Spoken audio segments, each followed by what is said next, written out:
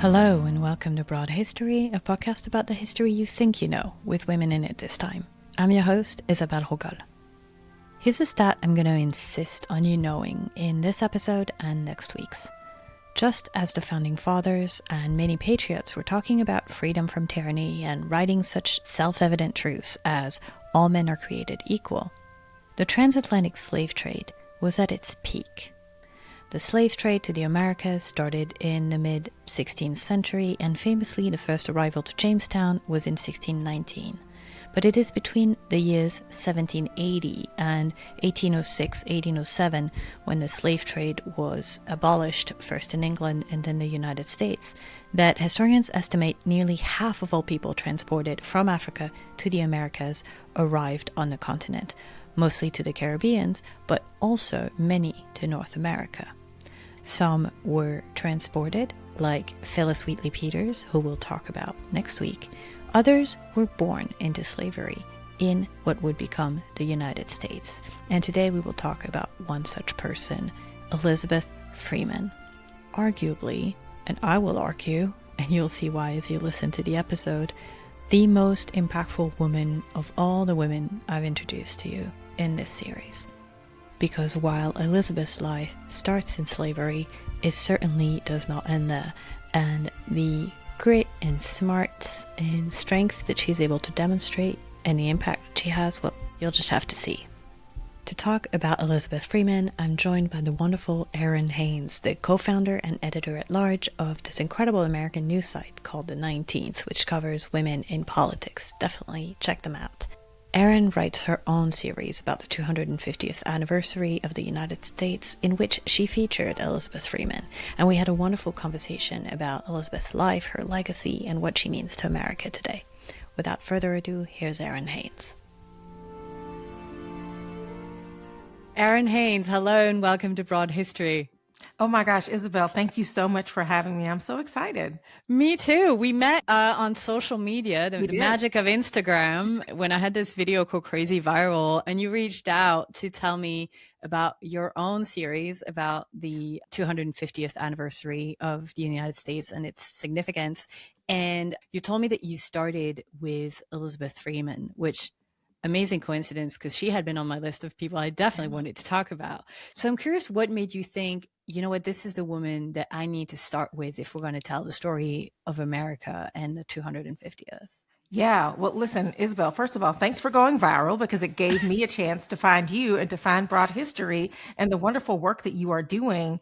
And I certainly I had to reach out because I felt like Elizabeth Freeman absolutely fits into just kind of the narrative that you were trying to tell around America at 250, and frankly, the people who were left out of that history, which is obviously what your work is all about, and so much of what the work that I do at the 19th is all about. And that was something that I was thinking about, kind of going into our country's 250th anniversary. We know that there were people who the founding fathers did not mean to be included in those founding ideals, specifically women, right? Enslaved people, indigenous people, but all of those people were present at the founding of our country. All those people have been the people that have been helping to shape our democracy to be more free and more fair and more equal ever since. And I knew that I couldn't start, to try to start unpacking that without telling the story of Elizabeth Freeman, because she was one of the first people to really see the declaration, that she hears the words of the Declaration of Independence, and she knows that even though these founding fathers did not mean to include her, she knew that those words absolutely applied to her, and that she was somebody who tried to make them real, not only for herself, but what she did laid the foundation for so many other people to also assert their freedom and equality in our new nation. Absolutely. Yeah. I mean, she saw that it was like a giant asterisk next to, all men are created equal. And she was like, well, I'll show you. It's incredible. And so we're going to get into all that somewhat chronologically. So let's start with, who is Elizabeth? What do we know about where she comes from in her childhood? Yeah, so Elizabeth Freeman, she is enslaved. She's in Sheffield, Massachusetts. And at that time, she was going by the name of Mumbet. She is an enslaved woman in Sheffield, and she's working for the family of Colonel John Ashley and Hannah Ashley. So they own Mumbet. She's doing work in their home as an enslaved woman.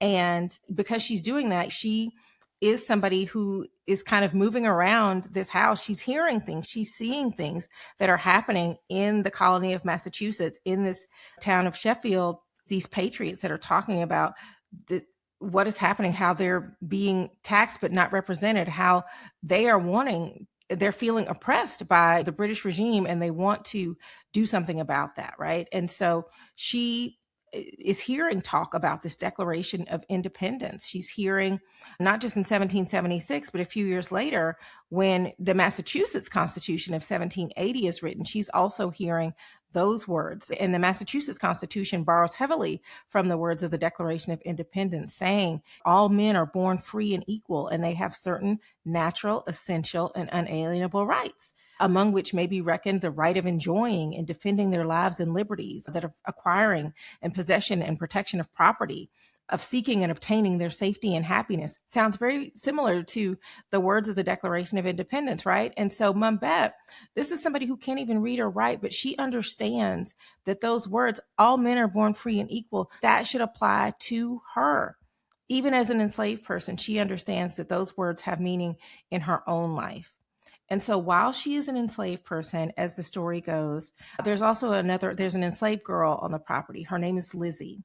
And Hannah Ashley, the mistress of the Ashley home, is known to be somebody who was a pretty violent slave owner. She was not kind to the enslaved people in that home. And Lizzie is accused of stealing a piece of bread. And so in retaliation for that, Mistress Ashley attempts to strike Hannah with a hot shovel, like from the fire. Mumbet puts herself in between that child and her mistress, and as a result is wounded. She gets hit in the arm with this hot shovel and has a wound that she has for the rest of her life. But as a result of that incident, that is when she decides, because the words of the Declaration, the words of the Massachusetts Constitution are in her mind at this point. That incident happens, and that along with those words prompts her, because the thing about her overhearing these conversations in the Ashley home, the Ashleys had a friend, Theodore Sedgwick. He's a lawyer. He also lives in the town of Sheffield. He is one of the people that helps to write the Massachusetts Constitution. He is one of the people that helps to write those very words that Mumbet hears and understands have meaning for her own life, right? And so what does she do in that moment after that exchange with Lizzie and Mistress Ashley? Mumbet walks to the office of Theodore Sedgwick, which is a few miles away from the property that she is enslaved on, walks to Mr. Sedgwick's office and says to him, listen, based on what you wrote, would you plead my case for freedom? If the words that you wrote are true, if you believe those words, I want you to help me. Now, this is something that she's doing. I mean, there's extreme risk in that, right? Theodore Sedgwick is friends with her master. But he could have gone to the Ashleys and be like, hey, like, get this under control, you know? He could have told on her. She could have been sold away, or worse. Who knows what could have happened as a result of her going to Theodore Sedgwick's house and asking him to take her case on and to ask him to help her gain her freedom. But what happens instead is that Theodore Sedgwick says, yes, I will take your case, right? He goes to court and he argues that slavery is unconstitutional under the Massachusetts Constitution on Mumbet's behalf. And on August 21st, 1781, Mumbet becomes the first enslaved woman to have her independence validated in a court of law. This is huge. This is huge. She even changes her name from Mumbet to Elizabeth Freeman to reflect her new status. Mm-hmm. So there's a lot to unpack there. That story of the heated shovel, I read that as well, and there's something I love about it, and it really shows her character. Yes. Is that she never hid the wound on her arm, and when people would ask her about it and what had happened, she would just say, "Ask Mrs." Yes, and that is like the cheek on her. I love it, and it shows what a strong woman she is. I think it tells us something about that sort of revolutionary era Massachusetts society, because that is humiliating to her enslaver, Yes. because there's it's this weird society where people are still keeping other people in bondage, Yes. but at the same time it's quite uncouth to be seen to be violent, to be seen to be oppressive towards the people you enslave. It's like such a hypocrisy. Yes. So yeah, you have to be the nice, the good master. And so she is like, I'm not going to shy away from telling you how Yes. horrible this is. Yes, and Isabel, you're making such a good point, because I do think there is this narrative, right, that enslavers in colonies like Massachusetts, right, those northern colonies where they absolutely also did own slaves, that those slave owners were somehow more genteel, kinder to their slaves, as if that is a thing, right? Keeping people in bondage, that is wrong on every level, full stop. But yes, there was this idea that slave owners in Massachusetts somehow were different, were somehow better, so to speak. And so for Mumbet to have this visible evidence that was not the case for her, I think that does contradict, it exposes the brutality of slavery, no matter where it was happening. But you're right, Isabel, it also exposed Mumbet's revolutionary spirit. She was no less revolutionary than any of the patriots that were involved in, forming this country, of signing the Declaration of Independence. What she does is as patriotic, is as brave as anybody else who was present at the founding of our country, if not more so, because she had so much more to lose, right? Yeah. And speaking of the cruelty of slavery, yes, even in the North, even earlier in her life. So she's actually born in New York, right? Not in Yes. Massachusetts. And she is given as a present by her sort of original enslaver, who is Hannah Ashley's dad. Yes. And they live in New York, and she's 12 years old. Yeah. And her younger sister is, I believe, 9, when they are sent to live in Massachusetts with her owner's daughter, and separated from her parents, who, as far as we know, she will never see again, Never right? saw Like, talk again. about cruelty. Yeah. Yeah. This is somebody who begins as property, and is property for much of her life, but that's not how her story ends, right? She gains her freedom in 1781 and is a working woman in the same community where she had formerly been enslaved for the rest of her life. She actually goes to work for the Sedgwick family. She's a midwife. She's taking care of the Sedgwicks and their family. She's delivering the children, right? This is how much of a part of that family she becomes. She's able to buy her own home, right? She gets married and she's able to acquire things. And what's really remarkable about that is that by the time she becomes a distinguished member of the Sheffield community, especially the Black community in Sheffield, because they all know her story. Her story was news at the time, what happens to her. And so she is a respected member of the community. And by the time Mumbet dies in December of 1829, she leaves a will that shows us that despite the fact that she never learned to read or write, she is able to accumulate property, and she has a will where she is bequeathing her things to family members and to the Sedgwick family. So she bequeaths her land to the estate of Charles Sedgwick, who is Theodore Sedgwick's son. She dictated that she wanted half of her real estate, because again, you still at this time you would need a white person to help facilitate things on behalf of Black people, who slavery was still the law of the land in much of in the country at this time, right? So she dictates that one half of her real estate goes to Lizzie, who was regarded as her daughter, and Lizzie's heirs. And then the remaining half was designated for her great grandchildren. So she's thinking even beyond her immediate family that is here now, her children's children, she's thinking about as inheriting, as being part of her inheritance. And then she's talking about her debts being paid. She had personal items that she gets to list in this will. And so this is somebody who, she acquires things over the course of her life because she is able to work. So you think about life, liberty, and the pursuit of happiness. These are things that Elizabeth Freeman is able to have as a result of her free status that she fought for and won. There is no more American story than that to me. Absolutely. So I want to go back a little bit in her life into the moment of that famous case that she wins, and the way that she stands up for herself, but she's really a protector of others, right? As we hear in the story with Lizzie and the shovel, but as we hear throughout her life, and I read that actually a big motivator for her to go to court to get that freedom. I mean, there's a famous quote from her that if she could have a second of A freedom second. and then die in the next moment, she would take it just to taste freedom. But the big thing that really motivated her is that she's actually already a mother. She has a daughter. We don't know anything about her husband, unfortunately. Right. We just know it seems like he might have been a free man, actually, because he went and fought actually in the Revolutionary War and Mhm. sadly never came back. And Yeah. so she is a widow with a 6-year-old child. And we know that in slavery, the famous saying, the child follows the womb. So a child born to an enslaved woman is enslaved. And so she's also fighting for her daughter, right? Which is Yes. so beautiful. Yes, she absolutely was not only thinking about herself, she's thinking about her daughter, she's thinking about other people in the Ashley household who are also enslaved.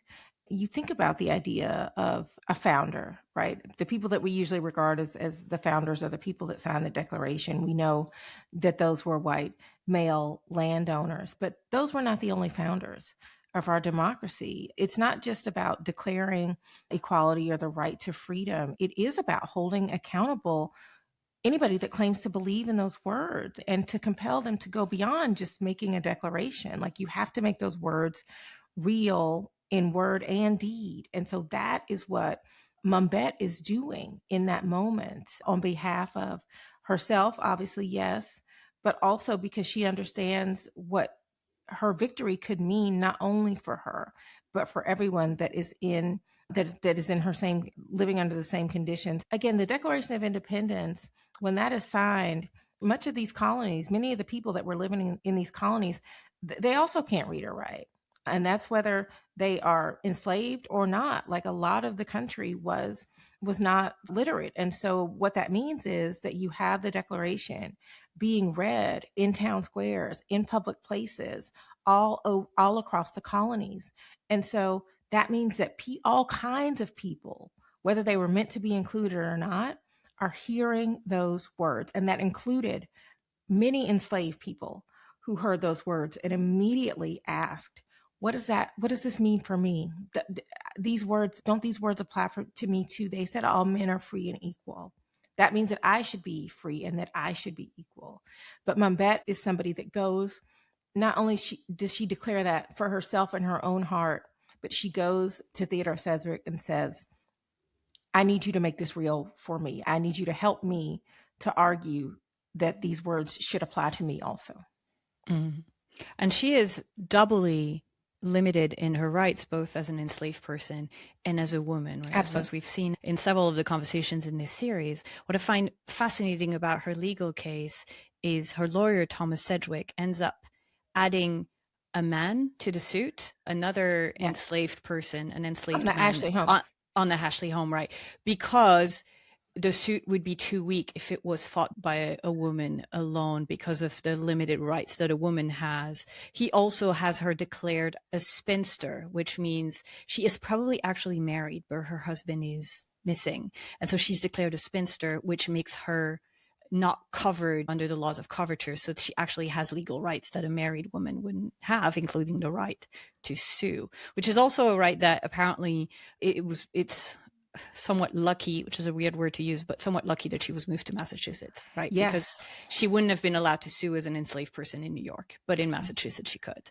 Yeah, I mean, first of all, the number of circumstances that have to come together, but I mean, Mm-hmm. and not to undermine Mumbet's agency whatsoever, because I mean, she has to initiate this act at great risk to herself. But to your point, Sedgwick does have to get creative, right? In how he is able to even make this case viable in a Massachusetts court. It is very interesting to think about that. And also to your point about the two things that are working against her, right? Her enslaved status, but also her being a woman, which we also know at the founding of this country is some women are also thinking about their status and what the founding ideals are going to mean for them.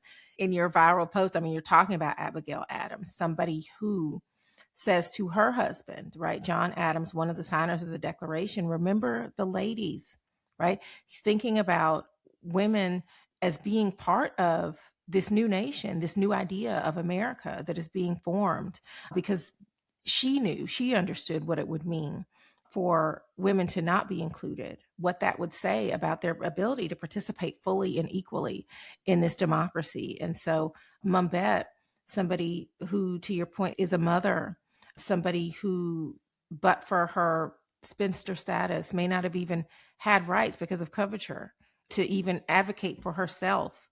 It is remarkable to think about her still kind of asserting her rights and challenging the contradictions of our emerging democracy, even in that moment. Mm-hmm. There's something else that I find very powerful and very typical and symbolic in her life in freedom, or life after the court decision. So she is freed, her daughter is freed. Interestingly, Hannah Ashley asks her to work for her, and she's like, "No, thank you." Like, Ashley's want her to come back, and you Yeah. know, Colonel Ashley had initially considered appealing that ruling, but eventually he ultimately decides not to do that. But yes, they wanted Mumbet to come back, and obviously the woman that wounds Mumbet pretty badly, asking her to come back and work for her. She's a free woman now. She doesn't have to work for Read Hannah Ashley anymore. Exactly. And if anything, she's going to go and work for the family that helped her to gain her new status. And the incredible thing I think about that second half of her life, because she lived to quite an old age with the Sedgwick family. And so there's something that we see then and throughout American history, because Pamela, I think is her first name, Pamela Sedgwick, has debilitating depression. Yes. And she's like very disabled and unable to care for her family. And so Elizabeth steps in. And so Mumbet is actually the nickname that the Sedgwick children gave her because they called her mum, essentially. Yes. And so you have a Black woman raising wealthy white children, which we see again and again in American history, right? Yes. Now, listen, the history, caregiving in America traces directly back to slavery, right? But now Mumbet is Elizabeth Freeman, and she is working for this family. She's being paid for her caregiving labor. And I think that is also something that's important to name. She took, by all accounts, excellent care of Pamela Sedgwick. And not only of Pamela, but because of the care that she's able to give Pamela, this makes Theodore Sedgwick, you know, he's able to work and carry on with his career because Mumbet is taking care of this home life with his debilitated wife, but also these children that need someone to take care of them. And so she's doing all of that work in this home. Her work makes his work possible. It makes their lives possible because of what she is able to do for that family for many years, to your point. Yeah. While also raising her daughter and then her children and even her great grandchildren that she gets to meet, and they all live on that farm that she buys. Yeah. And the Sedgwick children, I mean, absolutely revere her and love her. When Pamela dies, one of the boys just starts calling Elizabeth mom. And she just becomes the mother. And I think there's something that's incredibly poignant. Also, one of the children that she raises is Catherine Maria Sedgwick. Yes. She is one of the most popular best-selling novelists of the first half of the 19th century. So you have this illiterate woman who freed herself from bondage, who ends up raising this incredible female novelist who, by the way, writes novels with very strong female characters who are said to be inspired by Elizabeth. So I was going to say she lives on. Yeah. Yes, I was going to say Mumbet absolutely inspires Catherine some of Catherine's characters, and I believe Catherine is one of the main people that captures Elizabeth Freeman's story for the rest of us to know about. Yeah. Which also feels very, very important. Yes, Catherine writes a biography. So most of what we're sharing now, most of what we know of Mumbet, because she was not able to write, and because there are so few even records besides the court case, is Catherine Sedgwick that wrote a book. And then also I'll put that in the show notes. There is actually a full book biography of Elizabeth Freeman, fairly recent. And that's all through the correspondence of the Sedgwick family, mostly, that she has seen. Thankfully seen through the eyes of people who really loved her, because often those stories are hard to tell because the people who write about them don't like them. Right. And so you don't get a sense of a real person. Right. And I mean, Catherine's asking Elizabeth Freeman about her life as well. It's not just, her kind of telling her story for her. She is part of that storytelling, even though she is not somebody that can read or write for herself, but she's telling her story, and Catherine is capturing that story. That also feels really important to name. And again, is kind of proof of her using the agency that she has, and Catherine recognizing that her story is something that is important and one that needs to be documented. And so at the end of her life, which is well into her 80s, good genes, that family, her daughter also lives into her 80s, Elizabeth is actually buried on the Sedgwick family plot. That's She's right. the only non-related person, non-genetically, I guess, related person who is on the Sedgwick family plot. If people are curious, by the way, Kira Sedgwick is a descendant. The actress is the same family.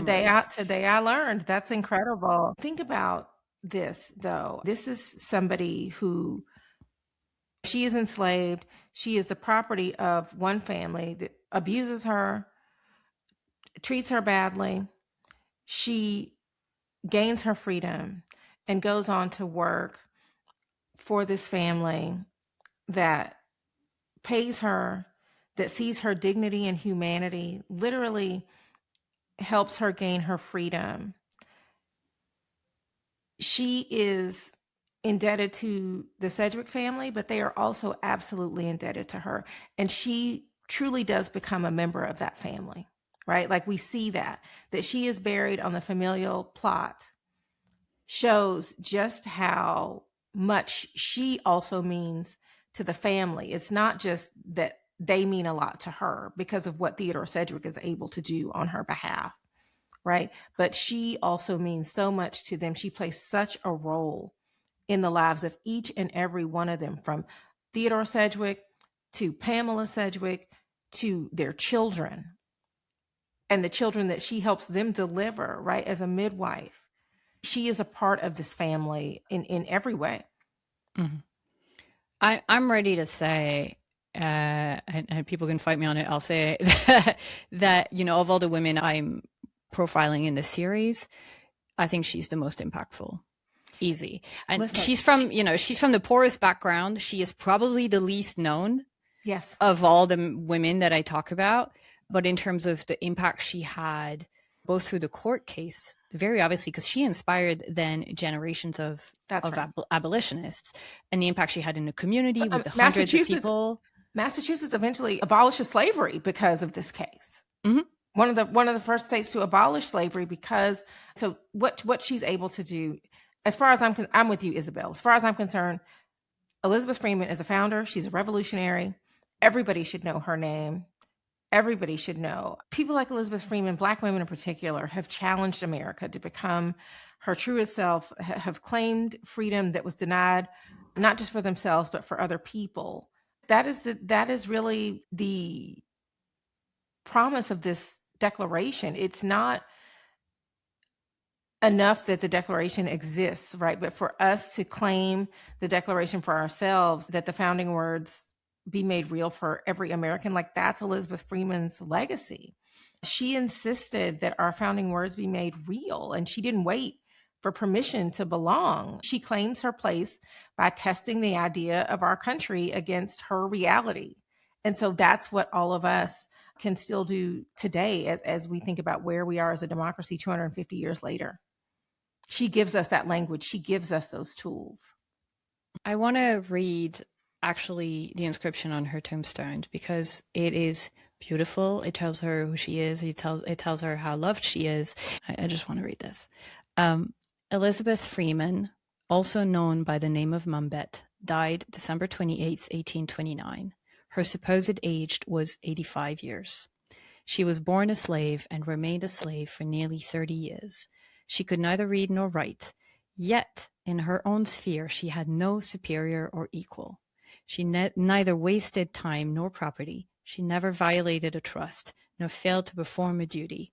In every situation of domestic trial, she was the most efficient helper and the tenderest friend. Good mother, farewell.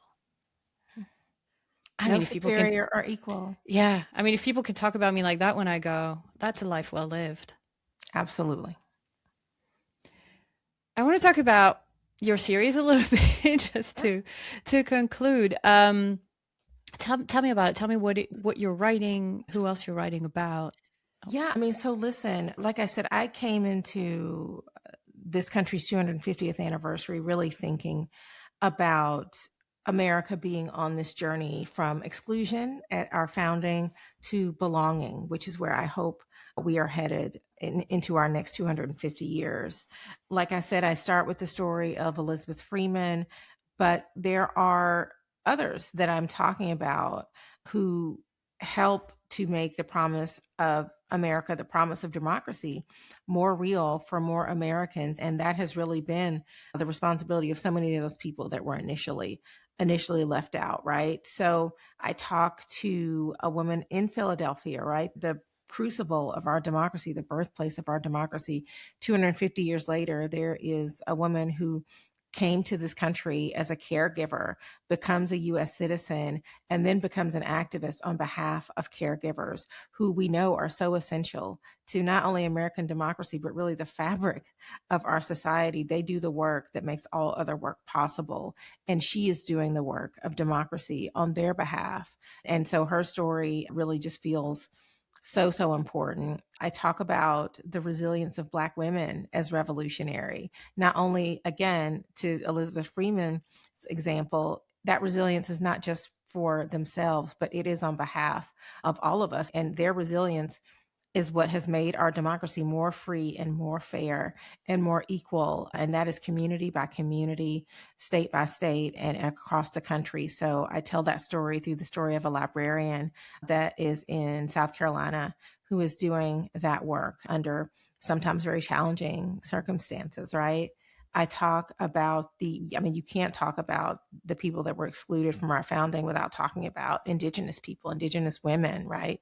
The 19th is named for the 19th Amendment of the Constitution, right? Which we know guaranteed the right to vote for white women, but Native Americans were not even recognized as citizens in 1920 when the 19th Amendment is passed. And so what does it mean to think about the role of Native Americans? I mean, Native Americans had democratic societies even before we have a Declaration of Independence, before we have a constitution.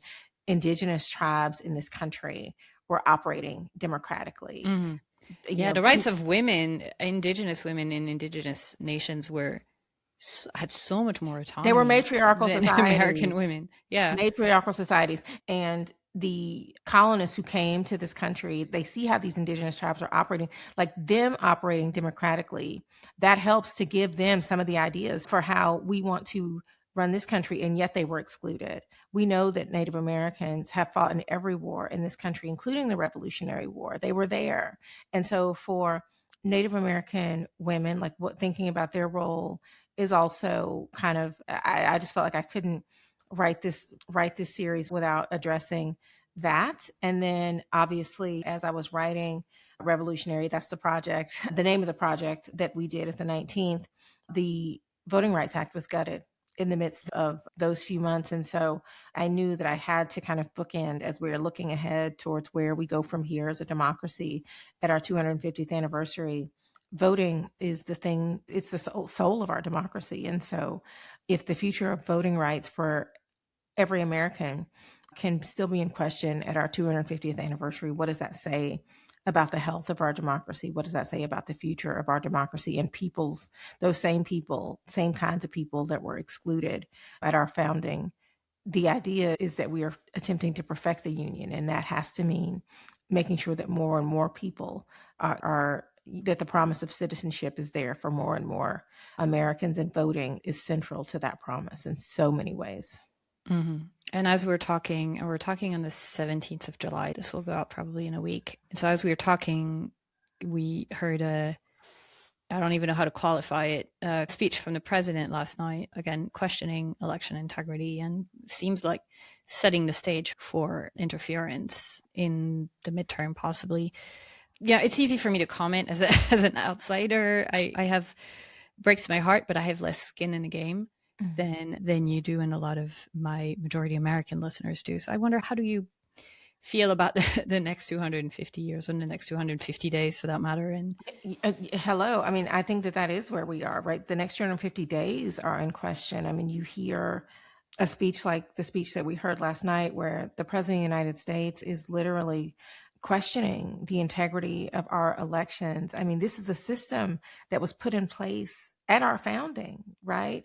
And 250 years later, that system, as complicated as it is still secure. We know that. We know that our elections are safe and secure and they are accurate. And so for the president to continue to raise the unsubstantiated claims of voter fraud in this country, that undermines the covenant that we have as Americans in the process of voting. The thing about Election Day is that everybody is supposed to be equal and everybody gets to participate. And if people are feeling less confident in their ability to do that, what does that mean for the future of our democracy? Not just the future of voting or the next election. Like, what does that mean for the health of our democracy if people do not believe in or can have less confidence in the very system by which our democracy is built on? So with that in mind and with that fight ahead, what is the message you wish people would take away from Elizabeth Freeman's life and fight? Look, I think that we are in a moment where we do still see like this tension between freedom and power and equality that is still shaping and defining our democracy in a lot of ways. The Declaration of Independence, our Constitution, these are not fixed documents. I think we're seeing that more than ever, but how they are continuously interpreted to either force inclusion or exclude people, that just feels like a struggle that we are still grappling with as a nation. I like to remind people that the American Revolution is not a fixed event in our history. Like, the American Revolution is playing out every single day. It's playing out across our democracy, whether that's in courtrooms or classrooms or movements in communities. Like, the American Revolution is ongoing. And at no point in our 250 years have people not been repeatedly excluded from our promise, but they are also people who are continuing to insist on what their rightful and equal place is in our country based on the founding ideals that were put to paper 250 years ago. So I also say that our country has had many foundings. Our country is still being founded, not by people who invoke the Declaration, but by the people who are testing its meaning over and over again every single day. Thank you so much. They're beautiful words to conclude on. Thank you so much for your time today, Errin. Isabel, thank you again for having me. This was the wonderful Errin Haines, editor-at-large at the 19th. You can actually read her article about Elizabeth Freeman on the Broad History website right now, and if you're signed up for the newsletter, you'll have already received it. Make sure to sign up so you get more great stuff like this in the future. Hopefully, this will give you a taste for Erin's wonderful writing, and you can sign up for the rest of the series on her newsletter for the 19th. All the links will be in the show notes, as always. There is also a biography of Elizabeth Freeman if you want to know more about her. Again, link in the show note and in the Broad History bookshop. As always, this show is produced, researched, edited, hosted, everything by me, and it cannot exist without your support. If you want to receive the episodes early and ad-free and support me in making the show, you can sign up at broadhistory.com/membership for a small monthly membership or a one-time donation. All help is greatly appreciated. Welcome this week to new members Elizabeth, Moira, Jennifer, and Cindy. Thank you so much for your support. Join me again next week for a conversation on Phyllis Wheatley Peters. Until then, this has been Broad History, and I've been your host, Isabel Hogol. Music by Aaron Kenny. I'll talk to you next week.